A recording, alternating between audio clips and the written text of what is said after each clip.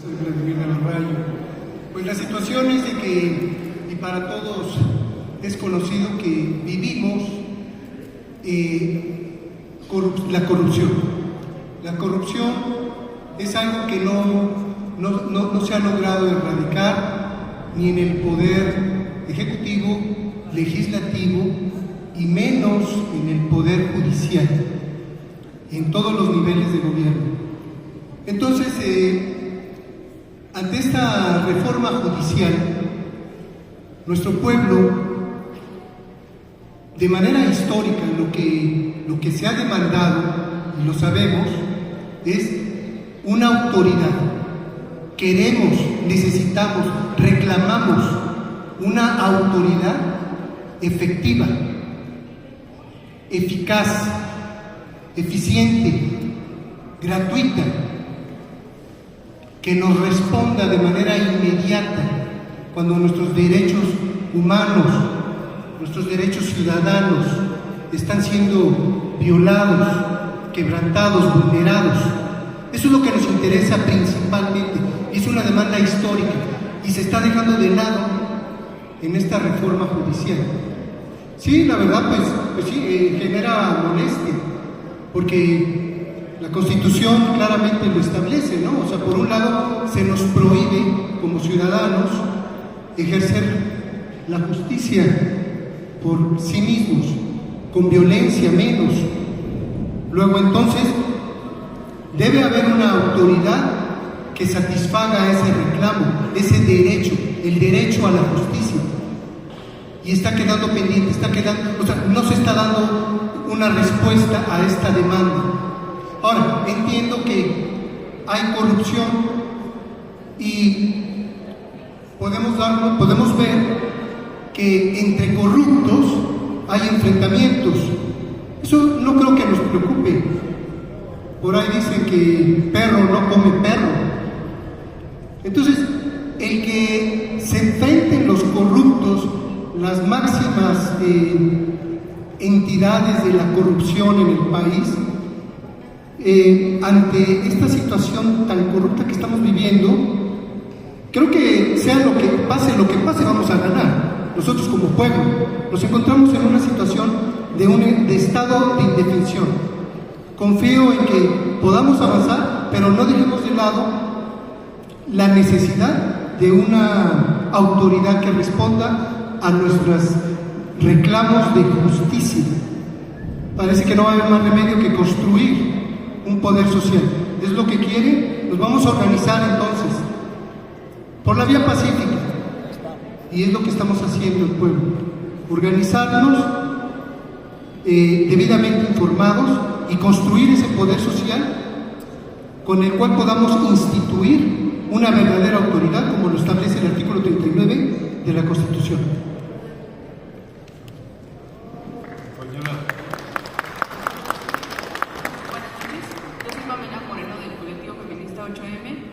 Soy licenciada en Derecho y al estar haciendo un análisis en la Constitución Política, en el artículo 18 establece las facultades y atribuciones de las fiscalías, pero los primeros artículos establecen los derechos humanos.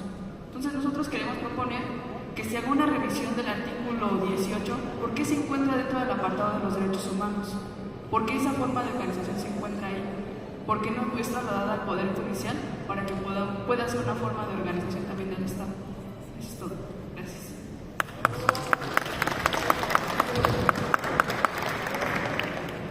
Hola, buenas tardes. Raquel Almanza, de Asamblea de Barrios. También soy licenciada en Derecho y tengo la maestría en Juicios Orales. Bueno, yo tengo dos propuestas o dudas. Una, con la entrada en vigor de la reforma judicial, ¿qué va a pasar con los criterios y las tesis jurisprudenciales? ¿Van a seguir surtiendo sus efectos de aplicación? Esa es la primera. La segunda pregunta es, en concreto, los montos o los tabuladores para poder fijar las fianzas o garantías, ¿van a seguir siendo los mismos? Porque estamos hablando de una doble sentencia, puesto que cuando te condenan a pagar una garantía, las personas no tienen los recursos económicos para pagar los montos que establecen los magistrados o los jueces. Serían esas dos preguntas y pues al compañero Jaime o al compañero Federico Anaya, si lo saben, que me pudieran contestar, y si no lo saben, pues yo creo que sería algo importante que se pudiera llevar a la mesa, ¿no? Porque sí es preocupante. ¿Qué vamos a hacer? Es cuanto.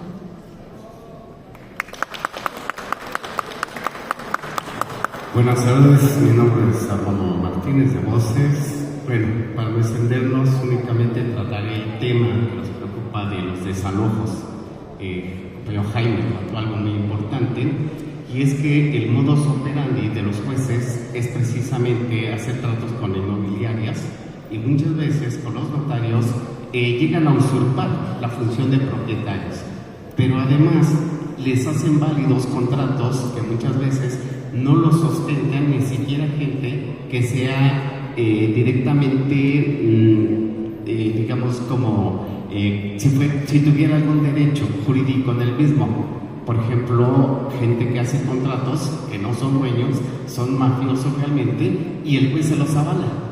Pero son muy estrictos, ¿no? Porque no pagan la renta, porque etcétera, pero no les exige si ellos están bien en los impuestos. No les exigen si han pagado el predial, no les exige si su certificado de gravamen tiene alguna demanda hipotecaria, nada. Solamente es para los que adeudan. Entonces hay que aprovechar esta reforma para que también se cambie el criterio que asuman los jueces en este sentido de los desalojos. Sería cuanto. Gracias. Gracias. Bueno, vamos a hacer un resumen. Le pediríamos a Federico primero para ir terminando esta reunión. Bueno, en realidad, más que ronda de preguntas, una cosa que me estaba cayendo el 20 ahorita al final, es que esta ronda de participaciones funcionó más como discusión en asamblea. No se trata de contestar preguntas, más bien se trata de reflexionar los temas que las compañeras y los compañeros estuvieron planteándonos a todas y todos nosotros. Hay cosas extrañas e interesantes, como si necesitamos un constituyente o no. A mí me parece una cosa rara, lo comentabas aquí en Porto hace un rato, no nos llevamos muy bien con nuestros primos del norte, pero luego nos parecemos bastante. Ellos no han cambiado su constitución desde el 1700, y esta constitución que tenemos ahorita en realidad es la de 1857. Por eso seguimos hablando de Juárez. Y por eso nos inventamos la idea del constituyente permanente. Entonces, creo que de por sí no debería haber una nueva constitución. Lo que tenemos que hacer es irla limpiando. ¿Con qué? Con democracia. Y, ojo, hay que estar listos, hay que ver cómo hacemos las cosas, porque en la ronda de las elecciones también va a llegar un momento en que la derecha gane. Y la pregunta es, ¿ellos también van a tener mayoría para la reforma constitucional, sí o no? ¿Cómo nos organizamos? Y la respuesta es cómo se organiza la gente desde abajo para que la constitución que se va construyendo se mantenga. Sobre lo mismo, por cierto, nos preocupan los yanquis, y aquí mencionó la doctrina Monroe, pero la paradoja es que los Estados Unidos tienen el sistema de gobierno más parecido al nuestro. Y una de las cosas más interesantes es que cuando el embajador vino a meter su cuchara en este debate, lo que le contestó Claudia Sheinbaum fue: oye, pero si exacto, arriba de 30 o 25 de tus estados ustedes eligen a los jueces. Entonces, decídete de qué lado estás, ¿no? Ojo, es muy complicado la manera en que se elige allá, y ahí hay una señal que no nada más hay que contestarle al embajador, hay que ir a estudiar. Hay lugares en donde de repente la candidata o el candidato a juez penal de repente le ofrece a la gente que va a meter más gente a la cárcel porque va a ser duro contra el crimen, y eso puede ser malo. Pensémoslo, o sea, vamos a ver cómo le hacen ellos, cómo les ha ido y de qué sirve. Ojo, también hay casos en los que el único lugar donde el pueblo puede encontrar defensa es en sus ministros electos. Eso pasó en Wisconsin hace poco, pero hay 50 casos. En otras palabras, esta asamblea y todas nuestras asambleas desde abajo tendrían que estar yendo a buscar información. Hay mucha información, hay que leerla, hay que discutirla, y ahorita que lo voy pensando, todo el mundo tiene amigo o pariente del otro lado del Río Grande que le pregunten cómo les ha ido y qué está pasando allá. Al fin y al cabo también es esa patria. Y ahí un detalle. Termino con eso. La propuesta que más me impresionó es la de la compañera que es organizarse desde abajo, pensar en justicia alternativa. Un detalle, en el estado de San Luis Potosí hay jueces electos por las comunidades campesinas e indígenas, hoy, pero tienen cosas muy chiquitas. Bueno, eso es precisamente lo que la compañera está diciendo. La justicia cara a cara, la justicia que resuelve alternativamente los conflictos, es una justicia que tiene que ser democrática, entonces hay que construirla desde abajo. Y les doy una cifra de horror. Dicen los organismos internacionales que necesitamos algo así como 18 jueces por cada 100,000 habitantes. ¿Saben cuántos tenemos? 4. En otras palabras, necesitamos 5 veces más jueces.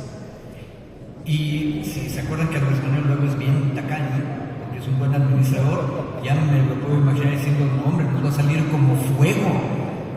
Bueno, la solución es lo que dice la compañera: justicia alternativa, justicia desde abajo, cara a cara, comunidad por comunidad. Pero, y ahí termino, eso lleva a un pequeño problema. Resulta que entre nuestros aliados en el Congreso tenemos la gran coalición que lidera Moreno, a muchas compañeras y compañeros que acaban de llegar a la familia y que hace tiempo estaban del otro lado y luego hasta nos andaban persiguiendo, ¿verdad? Bueno, un detalle: qué bueno que están acá, qué bueno que son parte de la gran coalición, pero tengamos cuidado. Juan Ramiro Robledo, que es el presidente de la Comisión de Puntos Constitucionales de la Cámara, que preparó el dictamen, en uno de los foros, ahí está en internet, y lo que pasa en internet nunca se pierde, dijo que sobre los derechos humanos está la seguridad pública. Con ese argumento nos persiguieron, compañeros. Bueno, qué bueno que Juan Ramiro está ahí, es nuestro aliado, hizo un buen trabajo, pero oigamos mejor a la compañera. Utilicemos los derechos humanos de manera creativa.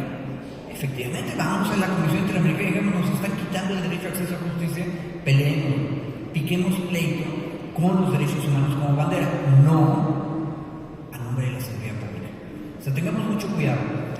Y otra de las cosas que nadie ha dicho es que, como viene la reforma, y eso sí hay que discutirlo, resulta que desde San Lázaro y desde el Senado le vamos a decir a los 32 estados libres y soberanos cómo hacer las cosas, y las tienen que hacer igualitas que la federación.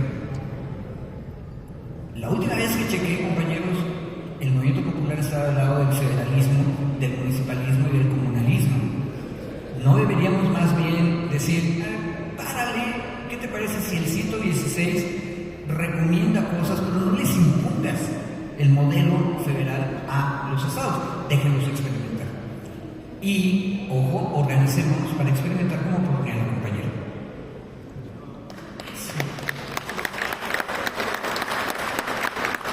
Bien, yo creo que pues vamos concluyendo, compañeros.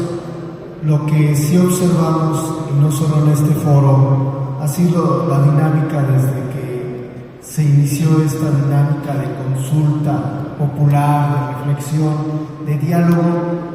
Lo que hemos mostrado es nuestra sed de justicia, nuestra sed de libertad, de justicia, de igualdad ante la ley.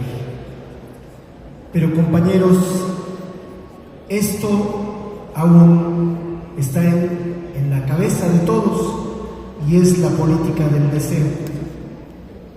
Necesitamos bajarlo a lo concreto, y lo concreto es este ejercicio. Claro, tenemos limitantes, Yo les decía que Andrés Manuel, y por ahí escuché en una de las intervenciones, qué conveniencia había para llevar a la desaparición del Poder Judicial o al juicio político a estos que están atentando contra el Estado. Pues legalmente se podría hacer, legalmente no habría ningún inconveniente, pero sin embargo, compañeros, también tenemos que hacer un análisis de la correlación de fuerzas que tiene el movimiento, el momento político que está viviendo la figura presidencial. Estamos en un momento, en un interregno, estamos en el cambio de un presidente a una nueva presidenta. Necesariamente se forma un pequeño vacío. No quiero decir en lo legal, que ojo, Andrés Manuel hábilmente lo evitó al incorporar a la presidenta electa en casi todas las decisiones desde hace 2 meses. ¿Sí? Eso fue muy interesante, porque también Andrés Manuel se está comiendo todos los problemas, está asumiendo todo el conflicto y está dejándole la casa limpia a Claudia. Eso es muy importante, muy importante. Por eso la urgencia de Andrés Manuel de que la primera de las iniciativas que lanzó el 5 de febrero fuera la reforma al Poder Judicial, la que se aprobara en el Pleno. Sabía que era lo que iba a ocurrir y los está domando. De una u otra forma, hay un compañero que lo dijo, pues yo diría de forma bastante agresiva, pero los está administrando. Así como el priismo en su momento a los movimientos sociales nos administraba y nos dejaba que nos pudriéramos, porque así lo decían, déjalos que se pudran, no hay problema. Pues pareciera que la estrategia se les está revirtiendo. Está sucediendo. Hoy se empiezan a dividir, hoy tenemos nuevas condiciones. Y yo también quisiera responder a la pregunta de la maestra, que fue la primera, que planteó, ¿tenemos condiciones para un nuevo constituyente? Yo también soy de la idea de que la Constitución necesita estar en una discusión permanente y renovándose todo. Efectivamente es la del 57, pero lo que le dio el espíritu a esta Constitución fue el tercero, el 27 sobre la tierra y el 123 sobre el trabajo, sobre los trabajadores. Ahí, compañeros, hemos ido anexando, y no de gratis, hemos ido buscando, como lo decía la compañera Cecilia Espinosa, que se acaba de retirar, el asunto de la igualdad de género, que eso no es un tema menor, es un tema que está ahí a discusión, no solo en los tribunales, es un tema que ya se enconó, afortunadamente, de forma positiva, en el seno de nuestra sociedad. Hoy todos de una u otra forma nos juzgamos y somos misóginos, unos más u otros menos. Qué bueno que tengamos esa discusión ya en el seno de nuestras familias. Por último, compañeros, tenemos un pronunciamiento. Yo quisiera que el compañero Jaime, porque él pues es el portavoz de nuestro movimiento de los movimientos sociales aquí en la ciudad. Yo quisiera darle el documento para que lo leyera. Tengamos un poquito de paciencia.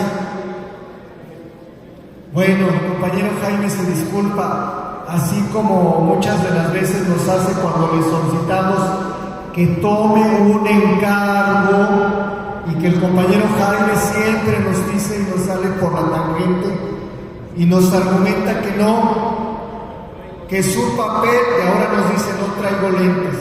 Bueno, en su nombre y en representación de todos los movimientos sociales, si me permiten darle lectura al pronunciamiento